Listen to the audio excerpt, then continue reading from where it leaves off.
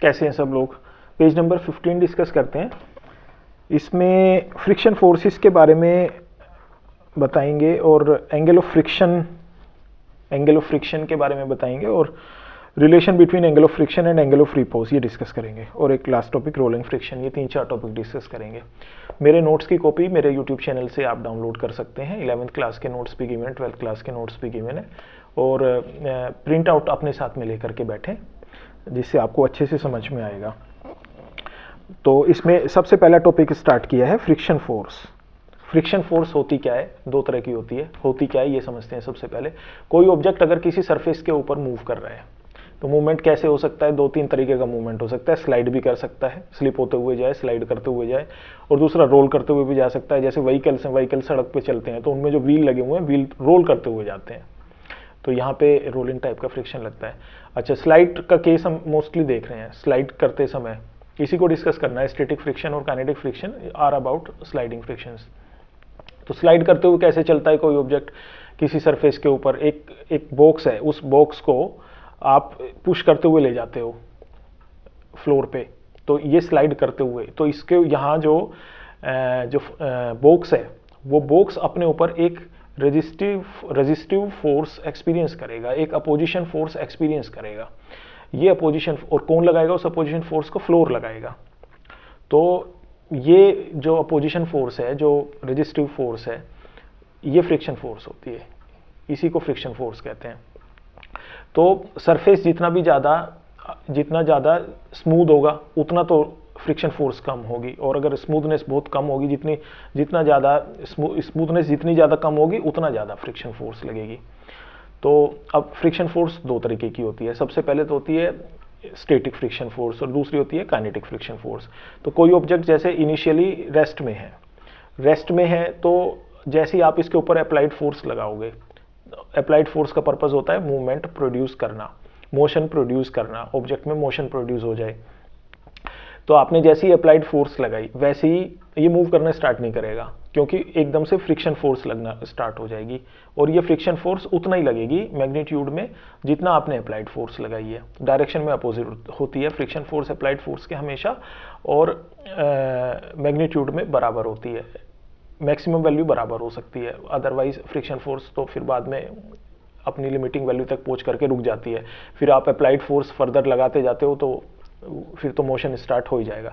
तो आपने शुरू में जैसे ही अप्लाइड फोर्स लगाई किसी ऑब्जेक्ट के ऊपर तो ऑब्जेक्ट ने चलना स्टार्ट नहीं किया, क्योंकि फ्रिक्शन फोर्स प्रोड्यूस हो गई, और फ्रिक्शन फोर्स ने इस अप्लाइड फोर्स को काउंटर बैलेंस कर लिया, और नेट फोर्स ऑब्जेक्ट के ऊपर 0 ही रह गई, तो ऑब्जेक्ट मूव नहीं करेगा। फिर आपने अप्लाइड फोर्स को थोड़ा सा और बढ़ा दिया तो फ्रिक्शन फोर्स भी थोड़ा सा और बढ़ जाती है अपने आप, उतना ही वैल्यू एज्यूम कर लेगी जितना कि आपने अप्लाइड फोर्स लगाई है। तो फिर कुल मिलाकर के रिजल्टेंट फोर्स ऑब्जेक्ट के ऊपर नेट फोर्स 0 ही रह गई, तो ये अभी भी मूव नहीं करेगा। आपने अप्लाइड फोर्स फिर और ज़्यादा बढ़ा दी। अब और ज़्यादा आप तो अप्लाइड फोर्स बढ़ा ही सकते हो। आपने कोई कार वगैरह है, उसमें इंजन रखा हुआ है 800 सीसी 1500 सीसी, तो आप तो अप्लाइड फोर्स बहुत ज़्यादा लगा ही सकते हो। कोरेस्पॉन्डिंग फ्रिक्शन फोर्स थोड़ी बढ़ते जाएगा, तो फ्रिक्शन फोर्स की तो एक लिमिटिंग वैल्यू होती है, मैक्सिमम वैल्यू होती है, उससे आगे फ्रिक्शन फोर्स बढ़ ही नहीं पाएगी। तो अप्लाइड फोर्स बढ़ाते जा रहे हो तो फ्रिक्शन फोर्स शुरू में तो बढ़ता रहा, लेकिन उसके बाद में अपनी मैक्सिमम वैल्यू एज्यूम करने के बाद में फिर आगे बढ़ नहीं पाया। तो जहाँ तक वो काउंटर बैलेंस कर सका वहाँ तक तो नेट फोर्स को उसने 0 बना के रखा। उसके बाद अप्लाइड फोर्स की डायरेक्शन में नेट रिजल्टेंट फोर्स प्रोड्यूस हो गई और ऑब्जेक्ट में मूवमेंट स्टार्ट हो गया। तो जब तक ऑब्जेक्ट में मूवमेंट स्टार्ट नहीं हुआ था तब तक तो static friction force was in play, और जैसे ही ऑब्जेक्ट में मोशन स्टार्ट हो गया अब स्टैटिक फ्रिक्शन फोर्स नहीं रहेगा। अब फिर फ्रिक्शन नहीं लगेगा, फ्रिक्शन तो अब भी लगेगा, लेकिन अब दूसरे तरह का फ्रिक्शन होगा जिसको काइनेटिक फ्रिक्शन कहते हैं। तो अब इसमें काइनेटिक फ्रिक्शन फोर्स लगने लगेगी। तो इन दोनों के मैथमेटिकल एक्सप्रेशन कैलकुलेट कैसे करते हो? स्टैटिक फ्रिक्शन फोर्स को FS से डिनोट करते हो, स्मॉल f से डिनोट करते हैं usually. Small f stand for force, S stand for static. तो F के साथ में S को सबस्क्रिप्ट में लिख दो। तो Fs is equal to mu s into r, where mu is coefficient of static friction and capital R is normal reaction। तो कैपिटल R से भी लिखते हैं, कई बार इसको कैपिटल N से भी लिखते हैं, और इसका मतलब क्या है? M into G, मतलब जितना उसका वेट होता है, जिस सरफेस के ऊपर रखा हुआ है ऑब्जेक्ट, उसका वेट सरफेस के ऊपर लगेगा, और सरफेस बदले में उस ऑब्जेक्ट के ऊपर एक रिएक्शन फोर्स लगाएगा अपोजिट डायरेक्शन में। उस नॉर्मल रिएक्शन को यहाँ पे कैपिटल R लिखा है, तो ये है वैसे mg के बराबर ही मैथमेटिकली। तो स्टैटिक फ्रिक्शन फोर्स कैसे कैलकुलेट किया आपने, Fs is equal to mu S into R. इसी तरीके से काइनेटिक फ्रिक्शन फोर्स कैसे कैलकुलेट करोगे, kinetic friction force F K is equal to mu K into R, where F K is kinetic friction force, mu K is coefficient of kinetic friction and R is normal reaction. तो ये इनको mathematically calculate करने का तरीका हुआ। अब एक diagram की हेल्प से आप इसको समझो, ये डायग्राम बड़ा यूजफुल है, देखें एग्जाम में पूछा जाता है डायग्राम। तो यहाँ मैंने एक्स एक्सिस पे अप्लाइड फोर्स बता रखी है और वाई एक्सिस पे फ्रिक्शनल फोर्स लगाई हुई है। अप्लाइड फोर्स को कैपिटल एफ से डिनोट कर रखा है, फ्रिक्शनल फोर्स को स्मॉल एफ से डिनोट कर रखा है। तो आप देखें इनिशियली पार्टिकल ओ पे है और उसके ऊपर कोई फोर्स नहीं लगी हुई है, ओ पे है तो इसका मतलब अप्लाइड फोर्स की वैल्यू 0 है। तो आप देखें फ्रिक्शन फोर्स भी 0 ही है। फिर आपने थोड़ा सा अप्लाइड फोर्स लगा दिया, थोड़ा सा अप्लाइड फोर्स लगेगा तो उसके कोरस्पोंडिंग ही फ्रिक्शन फोर्स भी प्रोड्यूस हो गया। कितना प्रोड्यूस हुआ, f s is equal to f, f s is equal to f, f s is equal to f, यानी अप्लाइड फोर्स के बराबर ही है। अप्लाइड फोर्स से ज्यादा फ्रिक्शन फोर्स प्रोड्यूस नहीं होता कभी भी।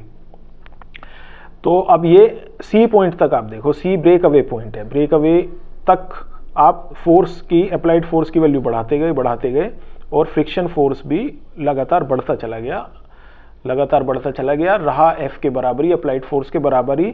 और ए पॉइंट पे आप पहुंच गए, ए पॉइंट पे मैक्सिमम वैल्यू एज्यूम कर ली स्टैटिक फ्रिक्शन फोर्स ने। स्टैटिक फ्रिक्शन फोर्स इससे ज़्यादा नहीं हो सकती थी। अप्लाइड फोर्स आपने सी पॉइंट से आगे फिर और ज़्यादा बढ़ाओगे तो अब फ्रिक्शन फोर्स इससे ज़्यादा नहीं बढ़ सकती है। तो सी पॉइंट को ब्रेक अवे पॉइंट कह रहे हैं। ब्रेक अवे का मतलब ये हो गया कि यहाँ पे फ्रिक्शन फोर्स और अप्लाइड फोर्स ये दोनों आपस में बराबर हैं और friction force, static friction force ने अपनी मैक्सिमम वैल्यू एज्यूम कर रखी है। सी पॉइंट के कोरस्पोंडिंग जो ए पॉइंट है, उस ए पॉइंट, ये ए पॉइंट डिनोट कर रहा है, आप देखें maximum value of F S को।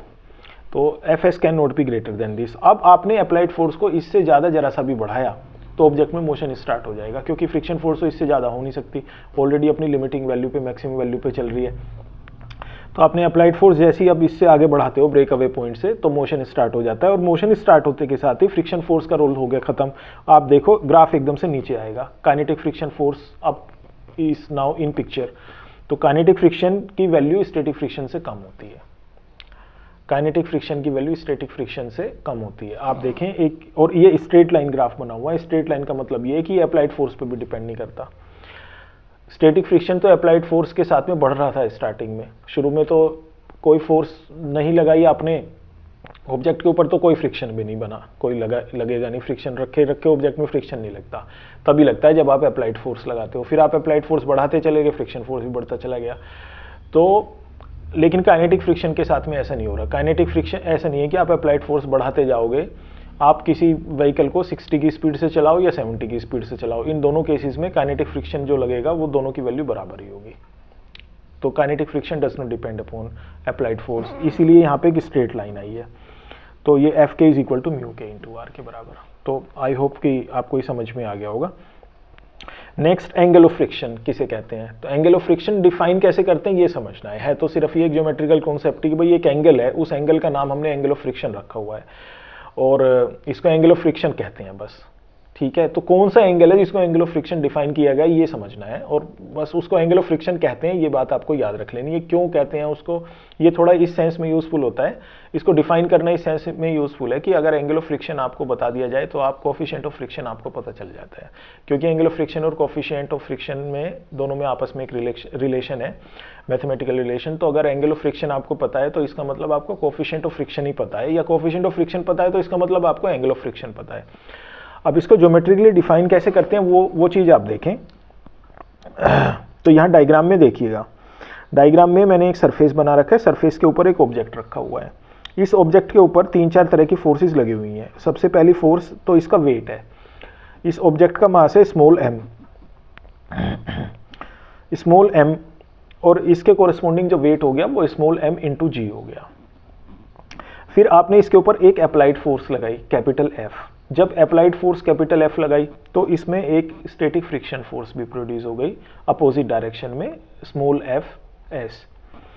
और ये जो mg इसका वेट लगा हुआ था, इसके अपोजिट डायरेक्शन में एक नॉर्मल रिएक्शन सरफेस लगा रहा है इसके ऊपर, जिसको कैपिटल R से लिखा गया है, ठीक है। ये 4 फोर्सेस हैं टोटल। कौन कौन सी हो गई, एक तो वेट हो गया mg, एक अप्लाइड फोर्स हो गई कैपिटल F। अप्लाइड फोर्स लगाने से एक फ्रिक्शन फोर्स प्रोड्यूस हो गई अपोजिट डायरेक्शन में स्मॉल एफ एस, और एक इस वेट के कोरिस्पोंडिंग जितना वेट है उतना ही नॉर्मल रिएक्शन ऊपर की तरफ लग रहा है आर। अब आपको क्या करना है, इस एफ एस और नॉर्मल रिएक्शन वाली फोर्स का, इन दोनों का रिजल्टेंट निकालना है।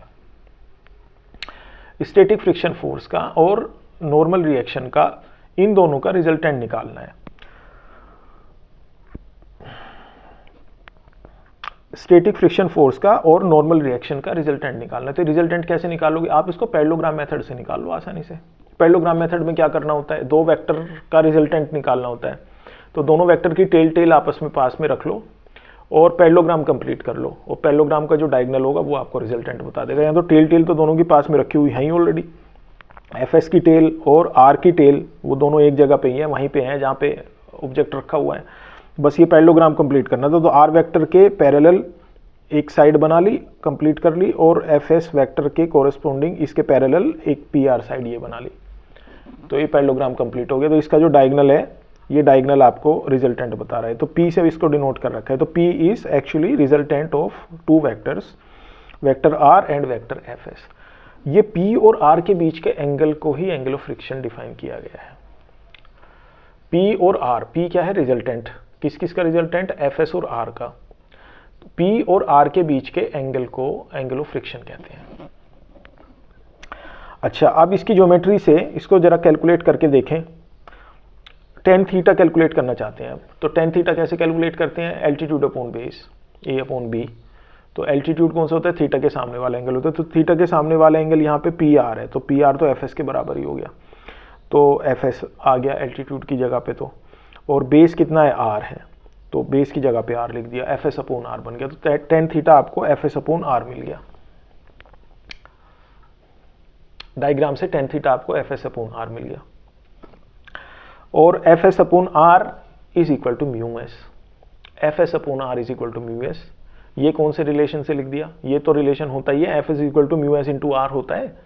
तो वहाँ जब f s is equal to mu S into r होता है, तो एफ एस अपॉन आर कितना होगा, म्यू एस होगा। तो ये म्यू एस के बराबर हो गया। तो यही रिलेशन था जिसकी मैं बात कर रहा था कि tan theta is equal to mu s. तो ये थीटा में और म्यू एस में रिलेशन है। तो इसका मतलब ये है कि अगर आपको थीटा पता है तो आप म्यू एस कैलकुलेट कर सकते हो, आपको म्यू एस पता है तो आप थीटा कैलकुलेट कर सकते हो। Ten of theta is mu S. What is theta, angle of friction. What is mu S, coefficient of friction, static वाला। ठीक है, तो this was angle of friction. Now relation between angle of friction and angle of repose. Angle of friction और angle of repose भी एक चीज होती है। इन दोनों में हम रिलेशन पता चलाने जा रहे हैं, किस किस में, एंगल ऑफ फ्रिक्शन में और एंगल ऑफ रिपोज में। तो एंगल ऑफ फ्रिक्शन तो कैसे डिफाइन करते हैं अभी समझ के आए। एंगल ऑफ रिपोज किसे कहते हैं, एक ऑब्जेक्ट है, उस ऑब्जेक्ट को किसी ऐसे इंक्लाइंड सरफेस के ऊपर रखा हुआ है आपने, ये इंक्लाइंड सरफेस है, इसके ऊपर रखा हुआ है। तो ये ऑब्जेक्ट अभी स्लाइड करना स्टार्ट नहीं करेगा। इंक्लाइनेशन को थोड़ा सा बढ़ा दिया आपने, शुरू में बिल्कुल कम था इंक्लाइनेशन, 0 इंक्लाइनेशन है, अभी इंक्लाइनेशन को थोड़ा सा बढ़ा दिया। तो अब एक एंगल ऐसा होगा इंक्लाइनेशन का कि जिससे ये स्लाइड करना, जस्ट स्लाइड करना स्टार्ट ही करेगा, जस्ट स्टार्ट करेगा ऑब्जेक्ट।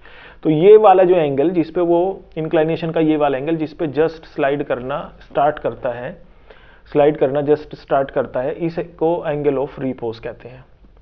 तो एंगल ऑफ फ्रिक्शन और एंगल ऑफ रिपोज दोनों डिफाइन करने आपने सीखे, दोनों अलग अलग तरीके से डिफाइन किए जाते हैं। मैथमेटिकली दोनों इक्वल होते हैं, मैथमेटिकली दोनों इक्वल होते हैं, मैथमेटिकली दोनों इक्वल होते हैं। यानी अगर आपको एंगल ऑफ फ्रिक्शन दे रखा तो इसका मतलब एंगल ऑफ रिपोज आपको पता चल गया, एंगल ऑफ रिपोज दे रखा है तो एंगल ऑफ फ्रिक्शन पता चल गया। यानी दोनों अलग अलग लिखे गए नहीं, वो लिखने की जरूरत ही नहीं होती। एंगल ऑफ फ्रिक्शन दे दिया तो मतलब एंगल ऑफ रिपोज ही दे दिया उसने, या रिपोज दे दिया तो फ्रिक्शन ही दे दिया। तो अब ये दोनों यहाँ ज्योमेट्रिकल डायग्राम से आप इसकी ज्योमेट्री से देख सकते हो, बड़ी आसानी से मैंने प्रूव करके बता रखा है कि दोनों आपस में इक्वल कैसे होते हैं। तो एक इंक्लाइंड सरफेस ही ले रखा है मैंने, इसका इंक्लाइनेशन थीटा है, वो थीटा वही वाला इंक्लाइनेशन लेके चल रहा हूँ मैं जिसमें कि वो स्लाइड करना जस्ट स्टार्ट कर देता है, यानी कि रिपोज वाला एंगल है। तो ये ऑब्जेक्ट रखा हुआ था, तो ऑब्जेक्ट रखा हुआ था, इसका मास m और इसका जो वेट है वो इट विल एक्ट डाउनवर्ड। तो mg एक सबसे पहला वेक्टर तो लग गया ऑब्जेक्ट के ऊपर, mg वेक्टर लगा हुआ है, यानी कि इसका वेट, यानी कि एक ये जो फोर्स डाउनवर्ड mg हो गई। और इस mg को मैंने हॉरिजॉन्टल वर्टिकल कंपोनेंट में रिजोल्व कर लिया। तो एक कंपोनेंट तो इसका आ गया mg cos थीटा, और एक प्लेन के अलोंग एक कंपोनेंट आ गया mg sin थीटा। तो ये mg sin थीटा प्लेन के अलोंग लग रहा है, ये इस ऑब्जेक्ट को में मोशन प्रोड्यूस करने की टेंडेंसी रखता है। तो जब ये इसमें मोशन प्रोड्यूस करेगा तो फ्रिक्शन फोर्स एक लगना स्टार्ट हो जाएगी। तो ये फ्रिक्शन फोर्स अपोजिट डायरेक्शन में Fs लगना स्टार्ट हो गया, देखिए। तो एक फोर्स ये Fs हो गया। अच्छा, और एक नॉर्मल रिएक्शन ऊपर की तरफ लगा हुआ है P इज नॉर्मल रिएक्शन, ये R is normal reaction, mg cos theta के अपोजिट डायरेक्शन में है R। और Fs और R इन दोनों का रिजल्टेंट वो P है, ये P मैंने बना रखा है। तो आप देखें P और R के बीच का एंगल ऑफ फ्रिक्शन है। तो और ये नीचे वाला जो थीटा बना हुआ है ये एंगल ऑफ रिपोज है। तो ये दोनों थीटा आपस में अपोजिट एंगल, अल्टरनेट एंगल्स बने हुए हैं और दोनों आपस में बराबर होंगे। तो आई होप कि आपको समझ में आ गया होगा। अब एक लास्ट टॉपिक है इस पेज का, रोलिंग फ्रिक्शन। रोलिंग फ्रिक्शन किसे कहते हैं? क्योंकि ऑब्जेक्ट अगर कोई रोल करते हुए जा रहा है, कोई सिलेंडर है किसी सरफेस के ऊपर मूव करते हुए जा रहा है, तो इसमें जो फ्रिक्शन होता है वो रोलिंग फ्रिक्शन होता है। इस सिलेंडर में रोलिंग फ्रिक्शन होता है, या कोई व्हील है रोल करते हुए जा रहा है तो इस व्हील में जो फ्रिक्शन होता है वो रोलिंग फ्रिक्शन होता है। तो रोलिंग फ्रिक्शन हमेशा स्लाइडिंग फ्रिक्शन से कम होता है। रोलिंग फ्रिक्शन हमेशा कम होगा। कितना कम होगा? उसका व्हील का जितना भी रेडियस है उस रेडियस से डिवाइड करोगे तो उस फैक्टर से कम होगा हमेशा। तो इसमें व्हील का जो रेडियस है वो हमेशा डिनोमिनेटर में आपको लिखा मिलेगा। तो आप देखो यहाँ पे कैसे डिफाइन किया, f r is equal to mu r into capital r upon small r. Here capital r is normal reaction and small r is radius of wheel. तो आपने इसको व्हील के रेडियस से डिवाइड कर दिया तो ऑफ कोर्स इसकी value कम होगी। तो F r is rolling friction, mu r is coefficient of rolling friction, capital R is normal reaction, small r is this radius of wheel। ठीक है, इस तरीके से आप रोलिंग फ्रिक्शन कैलकुलेट कर सकते हो। Rolling friction is not dimensionless, it has dimension of length. इसकी ऐसा यूनिट मीटर हो गई, लेंथ है तो जब डायमेंशन तो ऐसा यूनिट मीटर हो गई। तो कुछ एक क्वेश्चंस मैंने दे रखे हैं, इसकी प्रैक्टिस कर लेंगे। पेज नंबर 15 में इतना ही है। नेक्स्ट टॉपिक पेज नंबर 16 के साथ कंटिन्यू करेंगे।